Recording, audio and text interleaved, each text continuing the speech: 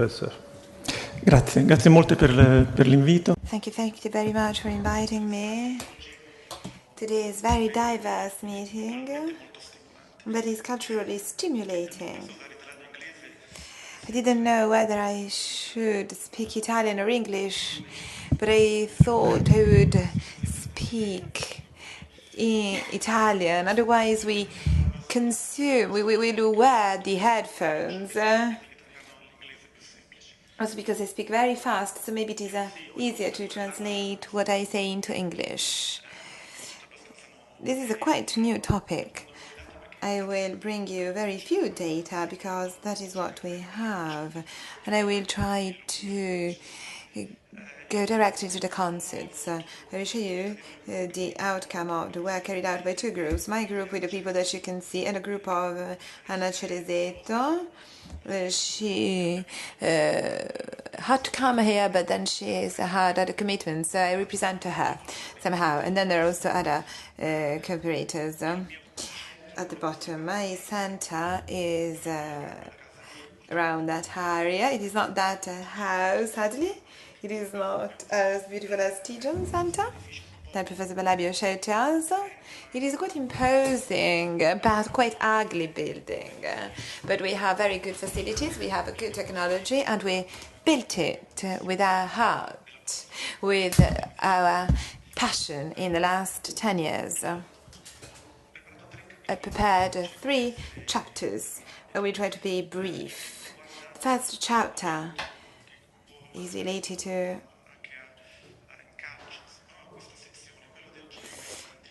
genome editing. That is the topic of this session. 2 articles introduced this topic. The first one dates back to the August of 2012. It is a really important article which described a mechanism that is like an immune system of bacteria that allows bacteria to react to an undesired guest, that are bacterial viruses. 3 years later, Wired had this cover, which is not a sensational journal generally. It is a serious, reliable journal.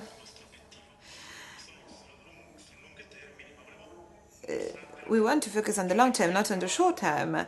But I decided to show you that cover just to show to you how important it is. And so in the media, not only researchers focus on it, but also the wider audience is interested in that. This is an enzyme that recognizes DNA through a short sequence of RNA. It can place itself wherever we want it to, even if we had tried for years to do that without it. But it cuts and produces and causes a reaction of the host cell that has to recover itself. This kind of recovery introduces an additional sequence and breaks coding inside the gene, so there's a knockout. This kind of activity is very hard to get and very rare, sadly, and it is the homologous recombination. That is what Professor Capecchio did many years ago in another way, in a more complex way, in mice. First of all, we should understand that CRISPR is not only what I showed you. CRISPR is a toolbox that can do many things. This article on American Journal of Human Genetics 2 years ago is applied to more problems and diseases, and for each one of these it can have an effect. So it is really a very flexible toolbox, and it can be applied to any single gene diseases that are the so-called rare diseases, but we know that they're not that rare, as you can see in the right side of my slide. So it is a very flexible tool, as I will show you better later on. There are 2 problems though, at least 2 big problems. First of all, how to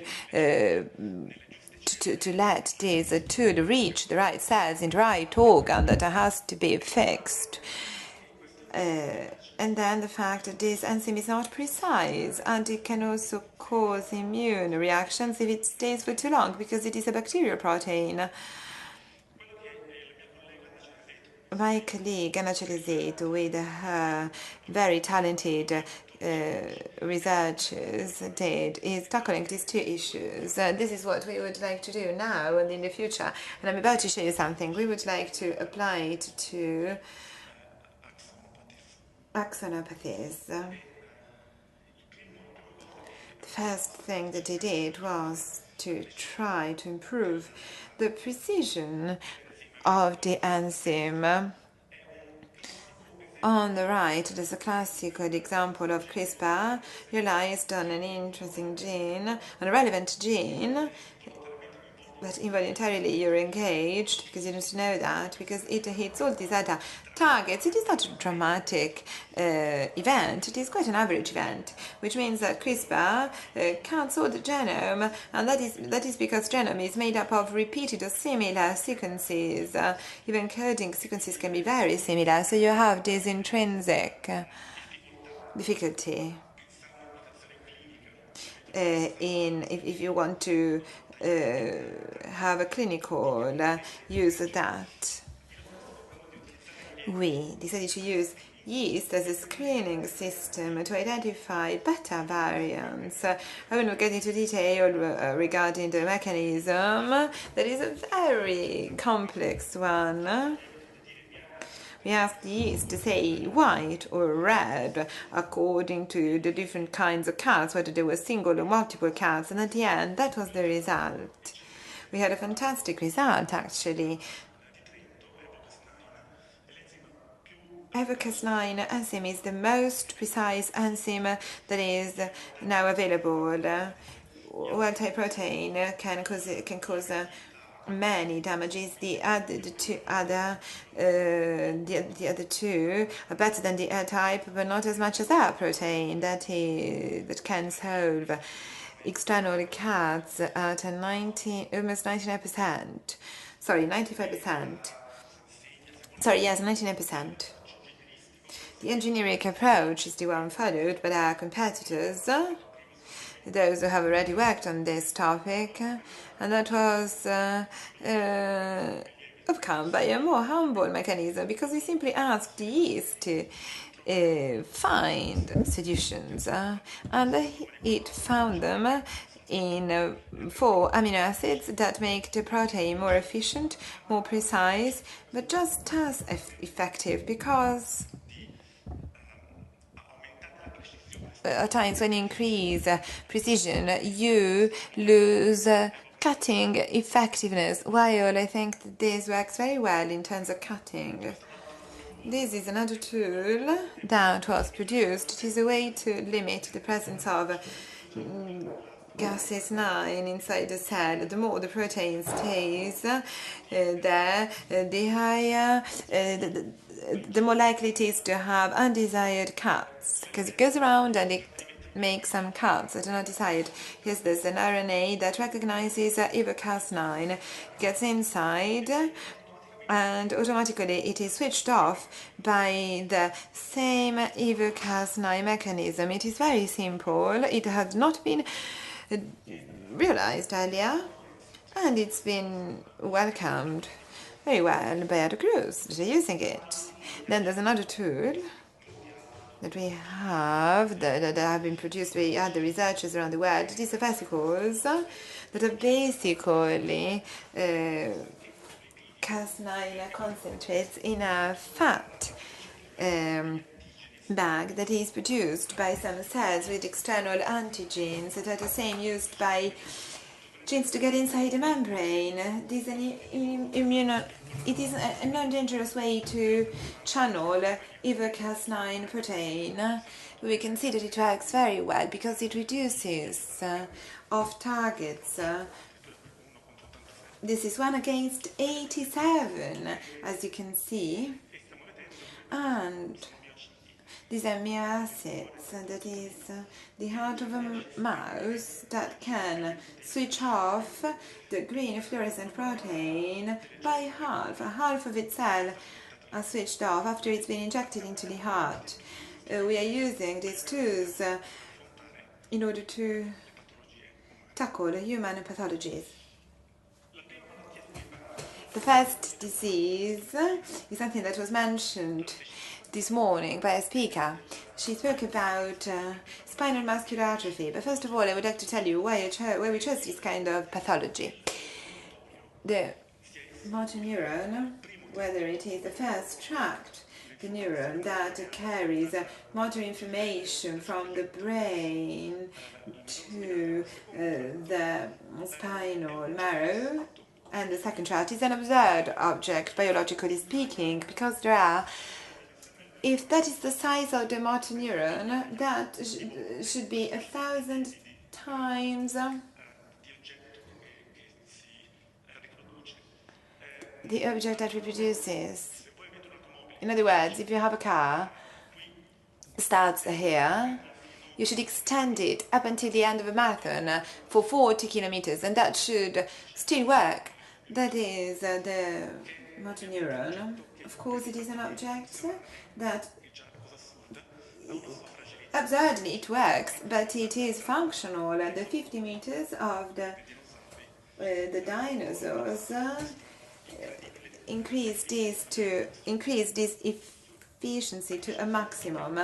This effectiveness has a price that the diseases of the motor neuron can be described in different ways, but we want to use a double-edged approach. A double-edged approach. Let's say a double-way approach. We want to use CRISPR for those pathologies. First, we want to fix the lesion. CRISPR allows us to do that. And then we want to somehow boost this activity. We want to sort of give an opportunity to the neuron that has already been damaged, especially to the axon. We want it to work better. That is the SMA, that is a rare disease. First, probably we should change name to rare diseases. It is a recessive disorder. The incidence is 1 every 6,000 newborns. So it is an important disease in terms of quantity too. There's a gene that is altered. It is SMN1. And then there's SMN2 that we use as a reserve gene because it is there, it does not work, but we can make it work. As it was said this morning by my colleague, there's a medicine that is called leucinosine that has just been introduced, that has just been put on the market. It's very expensive, but it works. It is the first real medicine for an axonal pathology. It's been a revolution. I've been working for 20 years in this field. I thought that would never happen. It is a very short DNA string that can induce SMN2 to produce more protein that replaces the last one, the SMN1. We are trying to use the CRISPR for this target. We want to do the same thing, but in a final way. That's the difference. We have to study that very well. That is, the biology of this system is very well known. What we found is RNA guide that is very effective. It can fix and produce SMN2 that is indicated as 1, but actually it is SMN2 from almost 0. It reaches quite a good quantity in cultured cells for now that are patients' chiroplasts. But we also want to try to have a cross-cutting approach, which means that we want to offset the axonal damage. In order to do that, we would like to act on a common characteristic for motor neuron diseases, that is, the loss of ability to translate well, because that should be done at the extremity. And the tract is very long and dangerous. So, as soon as the neuron works badly, there's a risk to alter that process. That happens in SMA. We noticed that in a recent work, in a recent study, we show that the translation decreases significantly in SMA mice, and we also show that it is related to motor neurons. It is not induced by any other cells of the spinal marrow that are supporting cells. We also, through the antisense for mice, we also recovered this function of SMN1, and we noticed that the translation increases again, and we established a cause-effect relationship with between the two effects. I will not get into detail regarding the single experiments, it would make no sense here. We've also seen that the translation that is lost is the one of MRNA top that are stimulated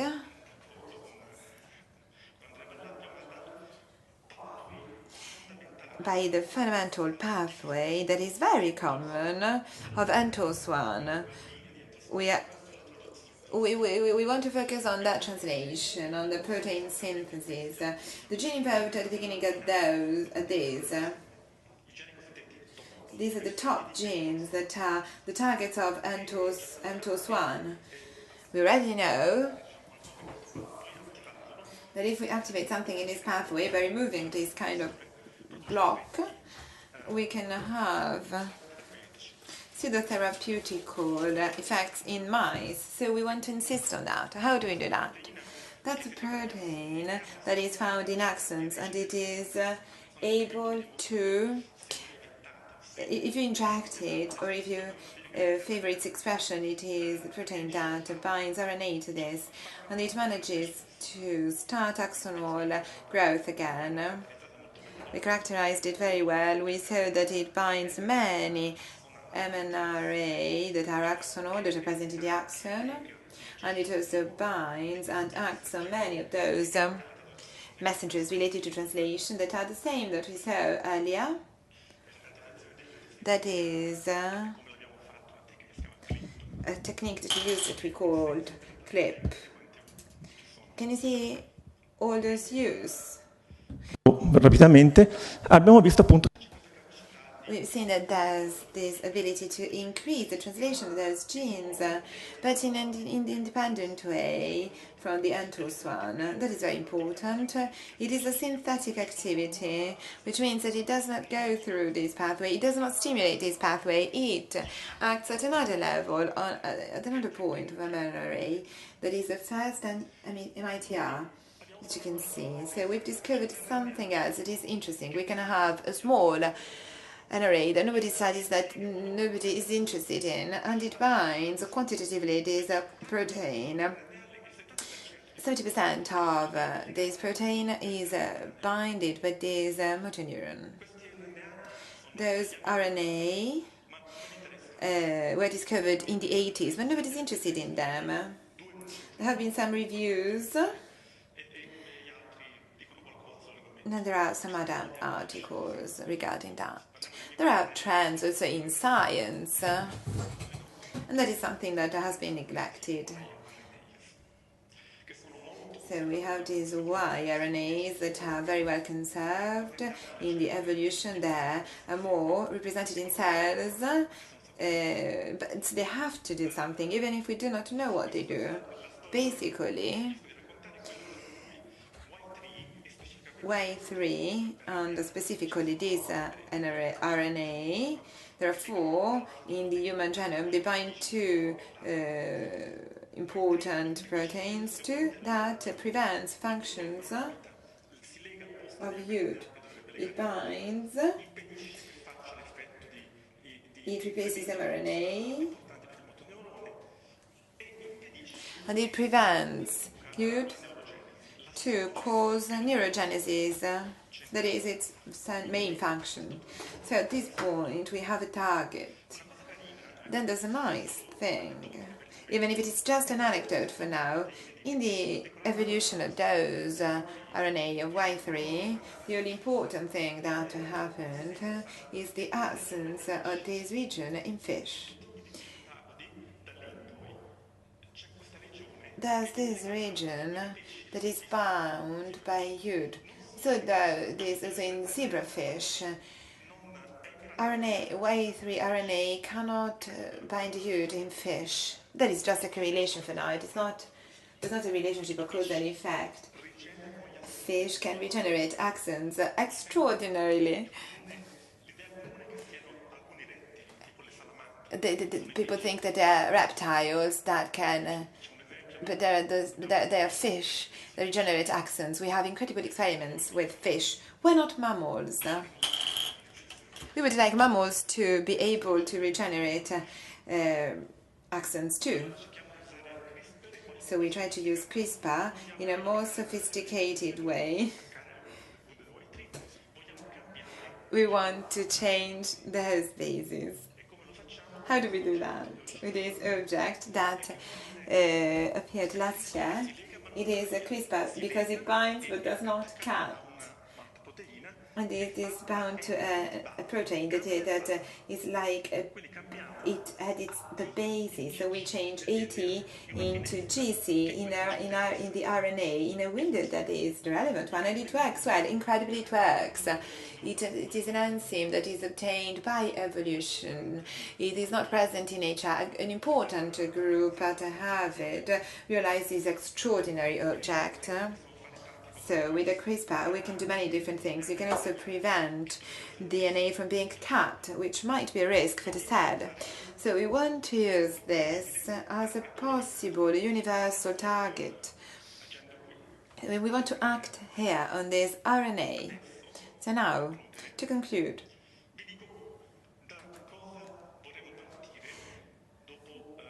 where should we start from? Where would we still work on SMA? There are many axonopathies that are axonal pathologies, neuron diseases. One in particular is very common. Once again, we want to use this double approach. We want to fix the specific lesion and make a trophic function that is more cross-cutting, which might be the same for all. That is the one of Y3.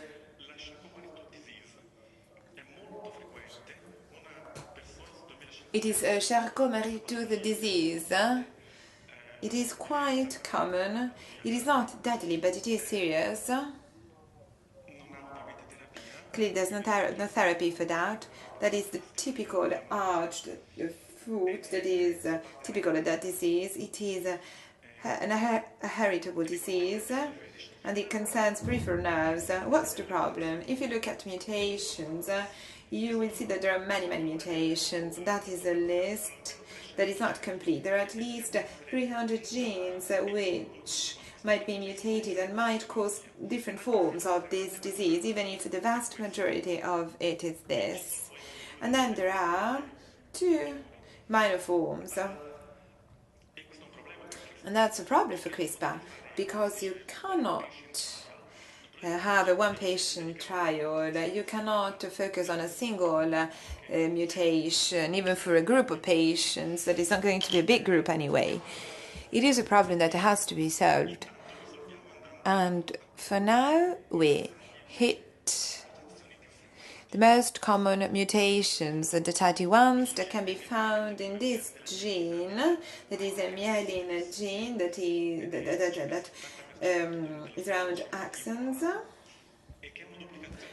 It is a gene duplication. It also allows to act on gene duplications, which can be brought back to a single couple of genes. And there's a trick there too, and it works.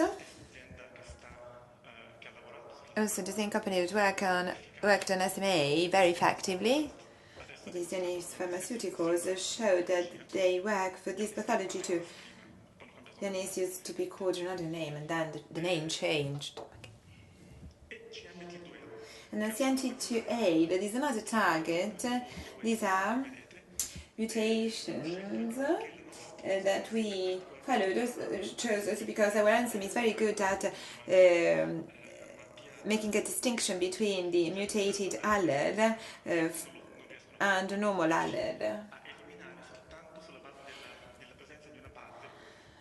There's a different DNA base. That's the only difference. So that is our characteristic, and we want to take advantage of that, to that aim. But we should remember that the delivery is the real issue. It is not enough to have a very smart object that fixed genomes. We can also use it as much as possible in order to achieve our goals. It's a quite big object, 7 kilodalton. It is not a traditional medicine. We have this sort of circulatory system that is the one liquor that you can see here that is able to transfer through appropriate vectors. We have our molecules for all the central and peripheral nervous system. We will use those vectors, the ones that I showed you. We will use modified extracellular vesicles because they're totally invisible to immunity. That is quite a fashionable topic recently. It is a right trend in this case, and we will use mice that switch on, neurons that switch on in specific areas. That was developed initially by Dr. Capecchi. That is our goal. That is not the team, but we hope that we can have a very heroic team just like that, so that we can be successful and we can lay the foundations for the eradication of rare diseases through therapies. Thank you.